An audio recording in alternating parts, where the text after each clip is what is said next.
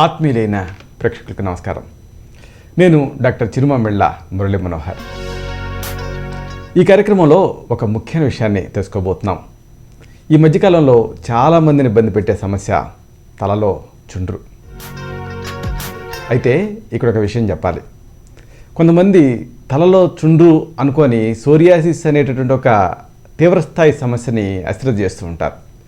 కాబట్టి మీకున్నది అసలు చుండ్రా, సోరియాసిసా? ఒకవేళ చుండ్రు అయితే ఎలా తగ్గించుకోవాలి, ఒకవేళ సోరియాసిస్ అయితే ఏం చేయాలి, ఈ వివరాలు తెలుసుకుందాం. తలలో చుండ్రు తలకి అదనపు భారం. నిజానికి ఇది ఒక ఎక్స్ట్రా ఇన్కన్వీనియన్స్, అంతేగాని ఇది కీర్తి కిరీటం కానే కాదు. ఇక్కడ మీకు ఒక విషయం చెప్పాలి. మన దేశంలో ప్రతి ఇద్దరిలో కూడా ఒక వ్యక్తి ఈ చుండ్రుతో బాధపడుతున్నాడు. అంటే ఈ చుండ్రు సమస్య ఇంత పెద్దది. చుండ్రు ఏర్పడేటటువంటి శరీరతత్వం అనువంశికంగా వచ్చేటటువంటి విధంగా మన జీన్స్లోనే ఉంటుంది. కాబట్టి ఇలాగా ఈ జీన్స్లో ఉండేటువంటి అవకాశం ఉంది అని అనుకుంటున్నారు. ఇంకా చెప్పాల్సి వస్తే దాదాపుగా ఒక 15 నుంచి 20% మందికి ఇలా అనువంశికంగా ఈ చుండ్రు అనేది వస్తూ ఉంటుంది. అలాగే మరొక విషయం, 15 ఏళ్ల లోపు పిల్లల్లో కూడా ఈ చుండ్రు అప్పుడప్పుడు కనిపిస్తూ ఉంటుంది. కాబట్టి ఏదో ఇది యంగ్స్టర్స్లోనే ఉండేటటువంటి సమస్య అనుకోవడానికి లేదు. అలాగే అసలు ఈ చుండ్రుకి సంబంధించి ఒక ముఖ్యమైనటువంటి విషయం చెప్పాలి. యుక్త వయసులో టెస్టోస్టిరాన్ హార్మోన్ ప్రభావం వల్ల చుండ్రు అలాగే మొటిమలు ఈ వయసులో సాధారణంగా కలుగుతూ ఉంటాయి. అయితే ఇక్కడ ఒక చిన్న విషయం ఉంది. చుండ్రు ఏమో మగవాళ్ళల్లో టెస్టోస్టిరాన్ హార్మోన్ ప్రభావంతో కనిపిస్తూ ఉంటుంది. ఆడపిల్లల్లో టెస్టోస్టిరాన్ ఆధిక్యత వల్ల ఈ మొటిమలు అనేవి ఎక్కువగా కనిపిస్తూ ఉంటాయి. అయితే ఇది ఒక అబ్జర్వేషనే, ఇది నియమం కాదు. చుండ్రుని గురించి తెలుసుకోదగ్గ కొన్ని వివరాలు ఉన్నాయి. ఇది మీరు తెలుసుకుంటే చుండ్రుని నివారించుకునేటువంటి అవకాశం ఉంటుంది. ముఖ్యంగా చుండ్రు గురించి ఒక విషయం చెప్పాలి. చాలామంది అనుకుంటూ ఉంటారు, ఆ రూమ్లలో అలా ఉన్నప్పుడు ఒకళ్ళ నుంచి ఇది ఒకళ్ళకి వచ్చింది అనుకుంటూ ఉంటారు. అయితే చుండ్రు అనేది అంటువ్యాధి కాదు. అలాగే గోకినందువల్లనే తలలో ఇది వస్తుంది అని అనుకుంటూ ఉంటారు. కానీ ఈ గోకటం వల్ల పుళ్ళు పడతాయి, అంతేగాని చుండ్రు అనేది రాదు. అలాగే మరొక విషయం, కొంతమంది అనుకుంటూ ఉంటారు చుండ్రు ఈ నూనె పదార్థాలు కడుపులోకి తీసుకోవటం వల్ల వస్తూ ఉంటుందని అనుకుంటూ ఉంటారు. లేకపోతే ఒంటికి నూనెను రాసుకోవటం వల్ల చుండ్రు వస్తూ ఉంటుందని అనుకుంటూ ఉంటారు. అయితే ఇది కూడా నిజం కాదు.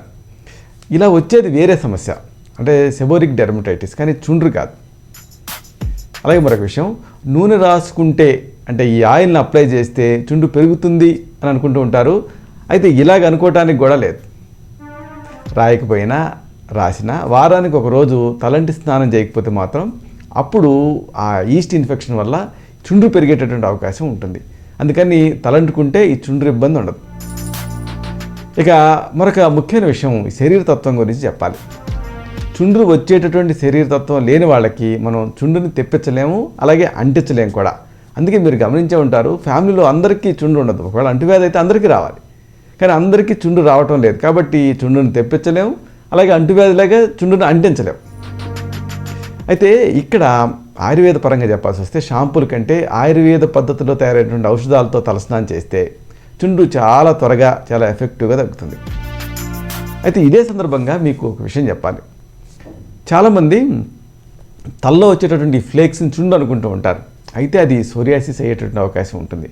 కాబట్టి చుండ్రు ఏది, సోరియాసిస్ ఏది అనేది స్పష్టంగా మీరు తెలుసుకోవాలి. చుండ్రుని అది మామూలు విషయంగానే అనుకొని అశ్రద్ధ చేయకండి ఎప్పుడు కూడా. ఎందుకంటే అది సోరియాసిస్ కావచ్చు. సోరియాసిస్ అయితే అదొక స్టబ్బర్న్ ఇన్ఫెక్షన్, ఒక రకమైనటువంటి కండిషన్.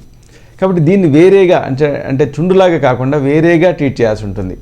అంటే ఈ శరీర తత్వం పరీక్ష చేయాలి, అలాగే అనువంశికత చూడాలి, అలాగే ఇతర వ్యాధుల ప్రభావం ఏమైనా ఉందా చూడాలి. సోరియాసిస్ అయితే ఇవన్నీ చూడాల్సి ఉంటుంది. కాబట్టి ఈ సోరియాసిస్ అనేది చుండ్రు కింద భ్రమ కలిగిస్తూ ఉంటుంది. కాబట్టి ఆ సోరియాసిస్ని కొద్దిగా సీరియస్గా ట్రీట్ చేయాల్సి ఉంటుంది, చుండ్రులాగా కాకుండా. అయితే ఇక్కడ విషయం ఏంటంటే, చుండ్రులో సన్నటి నూగులాంటి పొట్టు ఉంటుంది. సోరియాసిస్లోనేమో అలా నూగులాంటి పొట్టు ఉండదు, పెద్ద పలుకులు రాలుతూ ఉంటాయి. అంటే ఒక రకమైనటువంటి పొలుసులు లేస్తూ ఉంటాయి. ఇలా పొలుసులుగా ఈ పొట్టు రాలుతూ ఉంటుంది. అలాగే మరొక డిఫరెన్స్, చుండ్రుని మీరు ఇలా దులిపారనుకోండి, తేలిగ్గా ఆ చుండ్రు రాలిపోతుంది. అయితే సోరియాసిస్లో అలా దులిపారనుకోండి రాలవు, పొలుసులు దువ్విన కొద్దీ ఇంకా ఎక్కువైపోయి ఇంకా రాలుతూ ఉంటాయి. పైగా ఈ సోరియాసిస్ ఫ్లేక్స్ ఎలా ఉంటాయంటే చర్మానికి అంటుకొని ఉంటాయి. చుండ్రు అలా గట్టిగా అట్లా అంటుకొని ఉండదు. అలాగే మరొక విషయం, చుండులో తల మీద పొక్కులు ఉండవు.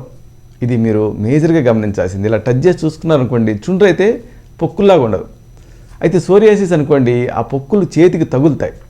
అలాగే గట్టిగా దువ్విన గోకిన చిన్న రక్తపు జీర తగులుతుంది అడుగున. చుండులో అలా రక్తపు జీర ఉండదు. కాబట్టి ఇది ఈ చుండ్రుకి సోరియాసిస్కి తేడా. అలాగే మరొక విషయం, చుండ్రు వెంట్రుకల పరిధిలోనే ఉంటుంది. జాగ్రత్తగా మీరు ఈ విషయాన్ని గుర్తుంచుకోవాలి. చుండుని మీరు గమనిస్తే అది వెంట్రుకల పరిధిలోనే ఉంటుంది. కానీ సోరియాసిస్ అలా కాదు. వెంట్రుకల్ని దాటి మొహం మీదకి వస్తుంది, మెడ మీదకి వస్తుంది, అలాగే ఈ మోచేతుల మీదకి వస్తుంది. ఇలాగా ఈ సోరియాసిస్ పరిధి విస్తరిస్తుంది. అలాగే మరొక విషయం, షాంపూలు వాడినంత మాత్రాన ఈ చుండు వదలటం లేదంటే అది సోరియాసిస్ అయి ఉండొచ్చు. కాబట్టి ఎగ్జామిన్ చేయించుకోవాలి. సరే, మరి మీకు చుండ్రు ఉంది, కొంచెం మొండిగానే ఉంది, ఎన్నో మందులు వాడారు, తగ్గట్లేదు, మరి ఏం చేయాలి? కొన్ని మంచి ఆయుర్వేద చికిత్సలు ఉన్నాయి, గృహ చికిత్సలు. వీటిని తెలుసుకుందాం.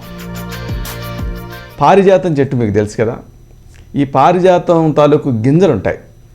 ఒకవేళ మీకు ఈ పారిజాతం చెట్లు గింజలు దొరకకపోయినా ఆయుర్వేద మూలికల షాపులో గింజలు దొరుకుతాయి. ఈ పారిజాతం గింజల్ని తెచ్చుకొని మెత్తగా నూరండి. దీన్ని బాగా తలకు పట్టించేసేసి ఆ తర్వాత తల స్నానం చేయండి. దీంతో చుండు వదిలిపోతుంది. అలాగే ఈ పారిజాతం పూల మొక్క గింజలు, వీటిని మీరు ఎఫెక్టివ్గా మీరు దీన్ని యూజ్ చేయాలనుకుంటే దీన్ని నీళ్ళకి కలిపి పేస్ట్లా చేసి ఆ పేస్ట్ని కూడా పట్టించవచ్చు. ఈ గింజలు మెత్తగా నూరి తలకు పట్టించి ఒక అరగంట ఆరనివ్వాలి.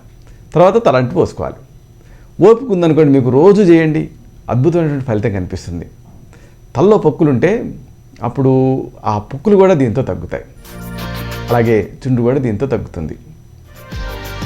ఇక ఒకవేళ మీరు ఇంకా దీన్ని ఎఫెక్టివ్గా మీరు పనిచేసేలా చేయాలంటే పారిజాతం గింజల తాలూకు పొడిని తలకు రాసుకోబోయే ముందు వేప నూనె ఉంటుంది కదా, ఈ వేప నూనెని తలకు పట్టించండి. ఆ తర్వాత ఈ గింజల పొడిని అప్లై చేయండి. ఆ తర్వాత శీకాయ ఖర్జూరాలు ఇలాంటి దాంతో తల స్నానం చేయండి. దీంతో ఈ చుండు తగ్గుతుంది.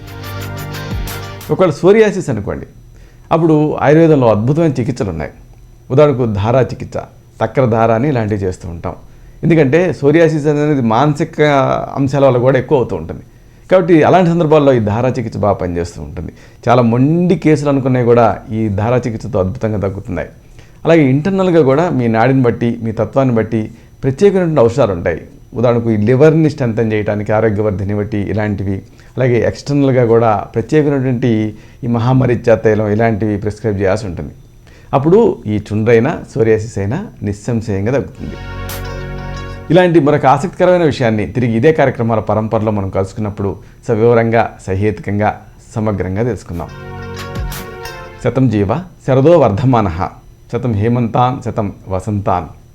100 శరతులు, 100 హేమంతాలు, 100 వసంతాలు వర్ధిల్లుతూ జీవించండి.